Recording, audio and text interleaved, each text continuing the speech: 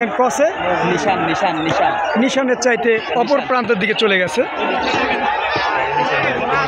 সুন্দর সরাসরি কিন্তু কাঁঠালবাড়িয়ার নৌকাটি কিন্তু তাদের বিজয় রিশান হাতের মুঠোয় পড়াই নিয়েছে। আমরা দেখতেই পাচ্ছি কাঁঠালবাড়িয়ার কিন্তু বিজয় রিশানটা তুলে ফেলেছে এবং দুপুরের 7 লাঠির নৌকা এখন পর্যন্ত তাদের বিজয় রিশান তুলতে পারেনি এবং হয়তো তুলতেও পারবে না, কারণ তাদের 22টা ইতিমধ্যেই কিন্তু আমরা দর্শক আপনাদেরকে দেখাই এই যে রিশান তুলতে পারে না দুপুরের 7 লাঠির নৌকা। দুপুরের 7 লাঠির নৌকাটি কিন্তু তারা রিশান এখন পর্যন্ত তুলতে পারেনি, তবে দেখা যাক কি করতে পারে। কাঁঠালবাড়িয়ার নৌকা ইতিমধ্যেই তাদের বিজয় রিশান নিয়ে কাউন্সিলের দিকে যাত্রা করেছেন। ও রশির মাধ্যমে কিন্তু আমরা দেখতেই পাচ্ছি দুপুরিয়া 7 লাঠির যে নৌকাটি আকর্ষণীয়ভাবে একটি চমক দেখিয়েছেন দর্শক।